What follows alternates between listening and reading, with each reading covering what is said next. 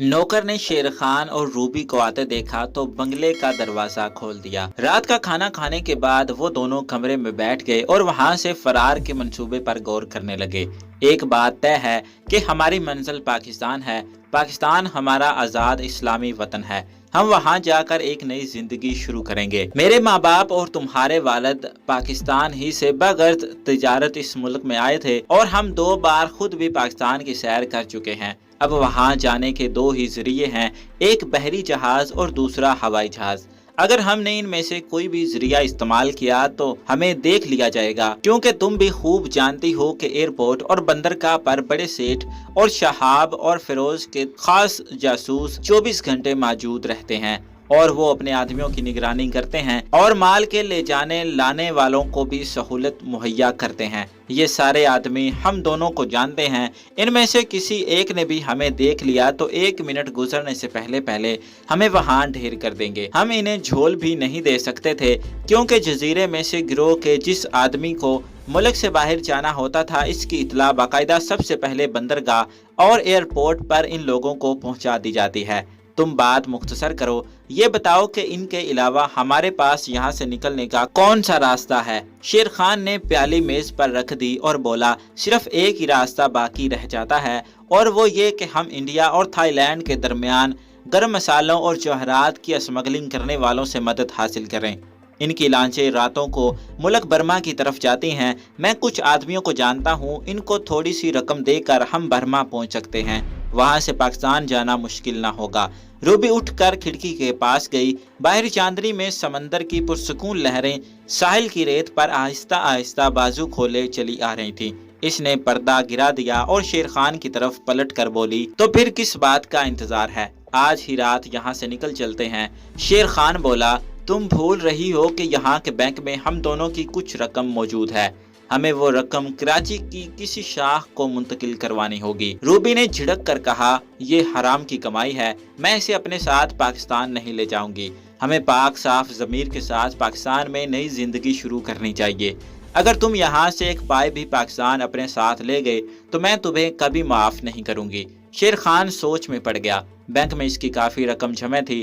वो अपने मौक़िफ़ के जवाज़ में कुछ कहने ही लगा था कि रूबी ने गुस्सीली आवाज़ में कहा, मत भूलो कि ये रकम हमने कोकिन फरोख्त करने के इवज़ में बतौर कमीशन पाई है और जो कोकिन हमारे हाथों से निकलकर दूसरे शहरों में पहुंचती है, इसने न जाने किन किन घरानों को तबाह बर्बाद कर दिया होगा। कैसे कैसे होनहार तालब इल्मों के मुस्तकबिल को तबाह बर्बाद कर दिया होगा। हमें ये रकम गरीबों में बांट देनी चाहिए। शायद इसी तरह खुदा हमारे गुनाह माफ़ कर देगा। शेर खान के दिमाग में ये बात भी आई। इसने खड़े होकर रूबी का हाथ अपने हाथ में ले लिया और इसे गर्मजोशी से दबाते हुए कहा, रूबी, कसम है कि मैं भी तुम्हारी तरह अपनी जमाशुदा सरमाए में से सिवाय सफर खर्च के एक पाई भी नहीं निकालूंगा। हम ये सारी रकम यहाँ के एक फलाही इदारे को दे देंगे। रूबी मुस्कुराई। शेर खान ने शायद पहली बार रूबी के चेहरे पर एक नूरानी रोशनी देखी थी। रूबी ने इसे बताया, इस वक्त यही नूरानी रोशनी शेर खान के चेहरे पर भी उबर आई है। सच है, नेकी करने से तो जो अजर मिलता है सो मिलता ही है, लेकिन नेकी करने के ख्याल से ही इंसान की रूह एक बार रोशन हो जाती है। अगले दिन रूबी और शेर खान ने टेलीफोन पर बैंक में जमा अपने कुल सरमाए का हिसाब लगाया और फिर उन्होंने सारी रकम बैंक से निकलवाने की बजाय सिर्फ सफर खर्च के तौर पर 20,000 अमेरिकी डॉलर निकलवा लिए और बाकी की सारी रकम के 2 चेक रूबी और शेर खान ने इसी शहर के एक फिलाही इदारे को खुद जाकर दे दिए, जो इस इलाके में मरीजों के इलाज के लिए काम कर रहे थे। इसके बाद शेर खान ने शहर से शमाल की जानब इसी मुल्क के आखिरी बंदरगाही शहर के वास्ते हवाई जहाज के 2 टिकट खरीद लिए और बंगले पर आ गया। इनकी फ्लाइट का वक्त शाम 5 बजे का था। ठीक 4 बजे शहर के गैंग सरगना बड़े सेठ का फोन आ गया। शेर खान ने रिसीवर उठाया। सेठ ने शहाब और फिरोज की गिरफ्तारी के बारे में दरियाफ्त करते हुए सख्त अल्फाज में शेर खान की सरजनश की कि वो सीधा इसके पास इतला करने क्यों नहीं आया। शेर खान फोन उठाकर गलती कर बैठा था, मगर वो घबराया बिल्कुल नहीं था। इसने कहा, सेठ, मैं अभी वहाँ से लौटा हूँ, आपकी तरफ खुद आ रहा था। जंगल वाले सेंटर पर मैंने खबर कर दी थी। जल्दी पहुंचो, मैं तुम्हारा इंतजार कर रहा हूँ। सेठ ने गुस्सीली आवाज में ये कहकर फोन बंद कर दिया। रूबी शेर खान की तरफ देख रही थी। शेर खान ने दांत पीसते हुए रिसीवर जोर से रख दिया। रूबी अपनी मर्दाना जैकेट के बटन बंद करते हुए बोली, इस मूर्ख को शूट करके जाना चाहिए था। न जाने इसकी वजह से कितने घराने तबाह बर्बाद हो गए हैं। फिर पलटकर इसने शेर खान की तरफ देखा। रूबी की आंखों में बिजलियां सी चमक रही थी। कहने लगी, शेर खान क्यों ना इस बदकार नापाक सेठ को कत्ल करके यहाँ से जाएं। ये काम मैं कर लूंगा। शेर खान अपने बेडरूम की तरफ जाते हुए बोला, इन बातों को छोड़ो और जल्दी से अपना ब्रीफ केस तैयार करो, हमें अभी एयरपोर्ट भी पहुंचना है जो काफी दूर है। शेर खान ने नौकर और नुकरानी से यही कहा कि हम एक जरूरी काम पर जा रहे हैं, वो 1-2 दिन में वापस आ जाएंगे। नौकर इन बातों के आदी थे। एक काम शेर खान ने और कर रखा था जिसकी खबर इसने रूबी को नहीं दी थी। इसने अपने बंगले को अपने बूढ़े सनहाली नौकर के नाम मुंतकिल कर दिया था और इसके बाकायदा कागजात भी तैयार करवा लिए थे। जाते हुए इसने लिफाफा बूढ़े नौकर के हवाले करते हुए आहिस्ता से कहा, ये मेरे जाने के बाद खोलना। रूबी इस वक्त जीप की तरफ जा रही थी। शेर खान भी जीप में आकर बैठ गया। ये इसकी अपनी जीप थी जो काफी पुरानी थी, मगर इसका इंजन बेहतरीन हालत में था। शेर खान ने जीप स्टार्ट की और इसे बंगले के अहाते से निकाल कर आगे ले गया। सड़क की तरफ घूमते हुए इसने अपने बंगले पर आखिरी अलविदाही निगाह डाली और फिर जीप की रफ्तार तेज कर दी।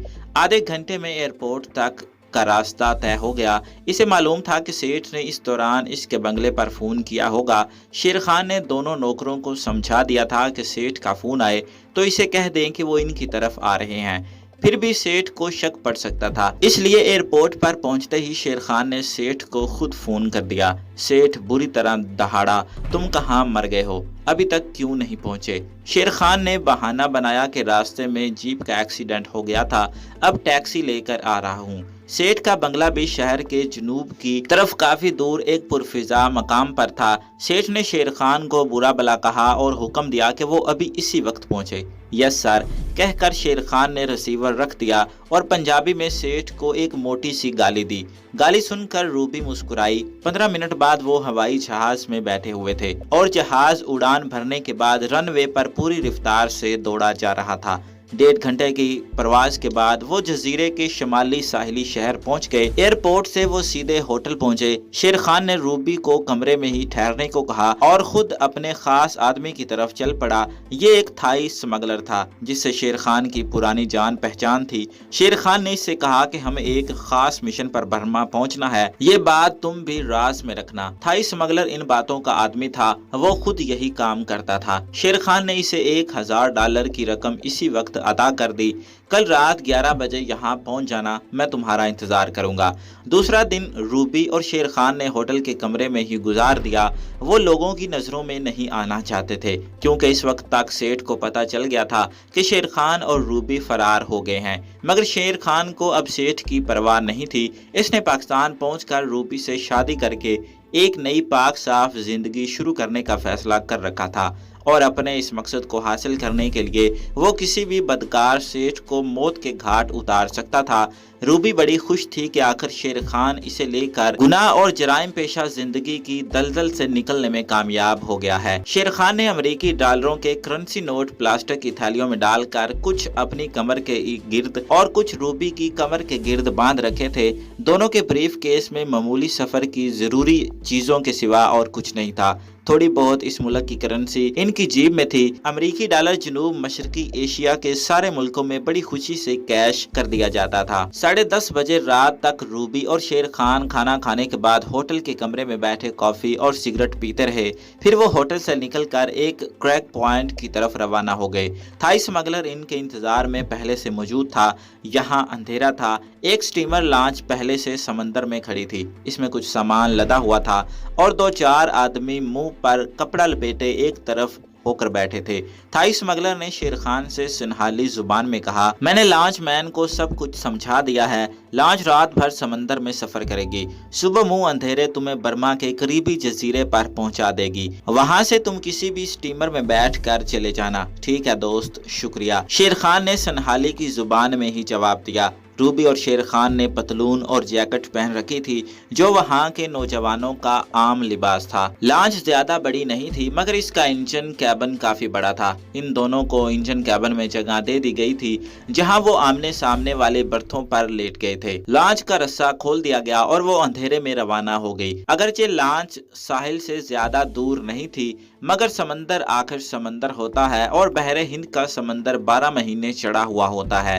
لانچ چھوٹی ہونے کی وجہ سے ڈول رہی تھی مگر وہ دونوں سمندر میں اس طرح سفر کرنے کے عادی تھے۔ وہ آنکھیں بند کیے برت پر خاموشی سے لیٹے سونے کی کوشش کر رہے تھے۔ رات کے 3 بجے تک سمگلر لانچ سمندر میں خاموشی سے سفر کرتی رہی۔ اس کے بعد لانچ میں کچھ شور سا ہوا۔ روبی اور شیر خان سو رہے تھے۔ ان کی آنکھ کھل گئی۔ کیبن کے شیشوں پر سرچ لائٹ کی روشنی پڑتے ہی ایک بار کیبن کا ماحول روشن ہو گیا۔ شیر خان اور روبی نے غیر شعوری طور پر سر نیچے کر لیے۔ لانچ مین گھبرایا ہوا اندر آیا اور بولا، کوسٹ گارڈ کی لانچ آ گئی ہے۔ یہ کہہ کر وہ باہر بھاگ گیا۔ وہ دونوں جانتے تھے کہ اسمگلنگ میں جب اس قسم کے حالات پیدا ہو جائیں تو کوئی کسی کی ذمہ داری نہیں لیتا۔ ہر کسی کو اپنی جان آپ ہی بچانی ہوتی ہے۔ باہر سے فائرنگ کی آواز آئی۔ گولیاں کیبن کے شیشے پر لگی۔ شیشہ ایک فائر سے ٹوٹ کر بکھر گیا۔ شیر خان روبی کو بازو سے پکڑ کر دوسرے دروازے سے لانچ کے عقب میں لے آیا۔ سمندر میں کوسٹ گارڈ کی 3 لانچیں چکر لگا رہی تھیں۔ وہ اسمگلر لانچ پر فائرنگ بھی کر رہی تھی اور اسپیکر پر اسمگلروں کو اپنے آپ قانون کے حوالے کرنے کے لیے بھی کہہ رہی تھی۔ لانچ مین اور دوسرے آدمیوں نے سمندر میں چھلانگیں لگا دی۔ شیر خان نے دیکھا کہ تھوڑے فاصلے پر سمندر کے کنارے پر دھندلی دھندلی روشنیاں ہو رہی تھیں۔ وہ یہی سمجھا کہ ملک برما کے ساحل کا قریبی جزیرہ آ گیا ہے۔ اس نے روبی سے کہا، ہمیں بھی سمندر میں کود جانا چاہیے۔ جزیرہ سامنے ہی ہے۔ پکڑے گئے تو 8-10 سال کے لیے ضرور اندر کر دیے جائیں گے۔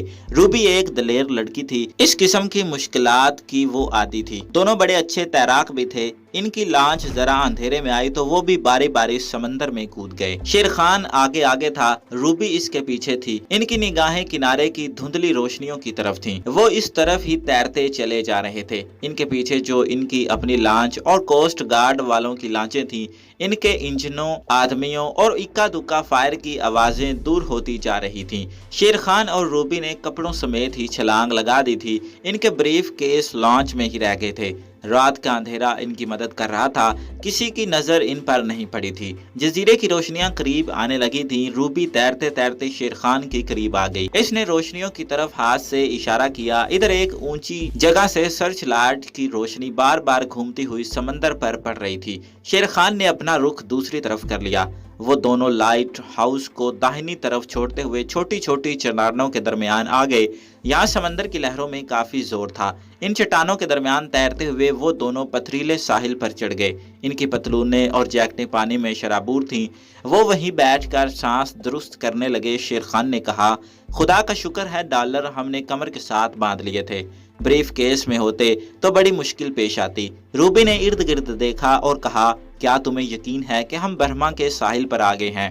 شیر خان کی بائیں جانب جو چند ایک روشنیاں جھلملا رہی تھیں ان کی طرف دیکھنے لگا۔ میں یقین سے نہیں کہہ سکتا مگر لانچ مین نے تو مجھے یہی کہا تھا۔ شیر خان نے کلائی کی گھڑی پر ٹائم دیکھنے کی کوشش کی مگر اسے اندھیرے میں کچھ پتہ نہ چل سکا۔ بولا، میرا خیال ہے ہمیں دن نکلنے سے پہلے کسی محفوظ جگہ پہنچنا چاہیے۔ وہ دونوں ساحل والی روشنیوں کی طرف چل دیے۔ یہ روشنیاں ایک قطار میں بنی ہوئی بیرکوں کی تھیں۔ بیرکوں کے آگے خاردار تار کی باڑ لگی تھی۔ روبی نے کہا، یہ کوئی فوجی بیرک لگتی ہے، اس طرف چلتے ہیں۔ دوسری طرف سے ہو کر وہ ایک پتلی سی پکی سڑک پر آگے جو آگے جا کر ایک طرف گھوم گئی تھی۔ شیر خان کو ایک جگہ ٹریفک سائن لگا نظر آیا۔ اس نے قریب جا کر اسے غور سے دیکھا اور بولا، روبی مجھے خطرہ ہے کہ یہ برما کا علاقہ نہیں ہے بلکہ ہم انڈیا کے جنوب مشرقی ساحل پر نکل آئے ہیں۔ روبی کا دل ایک بار زور سے دھڑک کر معمول پر آ گیا۔